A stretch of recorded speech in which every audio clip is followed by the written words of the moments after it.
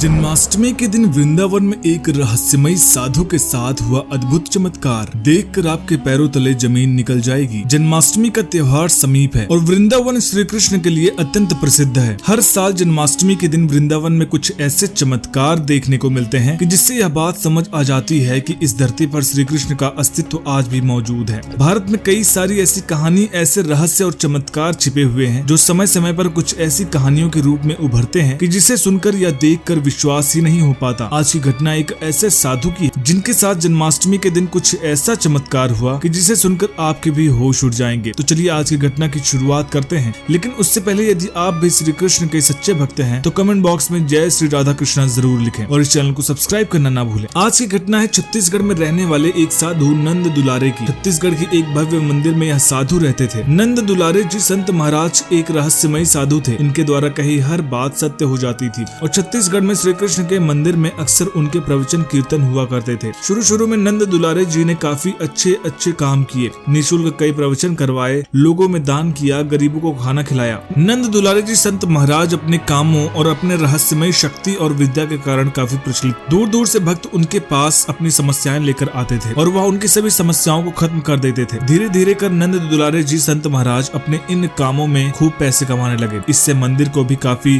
Funding मिलने लगी। मंदिर को और भी सुंदर तरीके से बनवाया गया, लेकिन कहते हैं ना कि पैसे अच्छे लोगों का दिमाग भटका देता है। नंद दुलारे जी संत महाराज के साथ भी कुछ इसी प्रकार की घटना हुई। जब वह ढेर सारे पैसे कमाने लगे तब उनके मन में पैसों का लालच पनपने लगा। नंद दुलारे जी का यह लालच धीरे धीरे उनके भक्तों और श्री कृष्ण के मंदिर में रहने वाले पुजारी को भी दिखने लगा। जब वह जबरदस्ती पैसे ऐंठने लगे तो वे किसी भी सत्संग में उपस्थित होने के लाखों रुपए लेने लगे। उनके भक्त उनके श्रद्धालुओं से कई प्रकार की भेंट लेने लगे और इस प्रकार उनका लालच सर चढ़कर बोलने लगा था। अब धीरे धीरे मंदिर के पुजारी ने भी नंद दुलारे जी महाराज के किसी भी काम को सपोर्ट करना बंद कर दिया और इन लोगों ने इन्हें वृंदावन भेजना तय किया, क्योंकि उन्हें मालूम था कि वृंदावन जाकर ही इनके लालच का अंत हो सकता है। वृंदावन जाकर नंद दुलारे जी महाराज काफी बेचैन हो गए, क्योंकि ना तो कोई उनका सत्संग हो पा रहा था और ना ही उन्हें पैसे मिल रहे थे। अपना सात्विक जीवन जीना तो वो भूल ही गए थे। 2 दिन के बाद जन्माष्टमी का त्योहार था। नंद दुलारे जी महाराज को मुख्य अतिथि बनाकर वृंदावन के सभी भक्तों और श्रद्धालुओं के लिए प्रवचन का आयोजन किया गया था।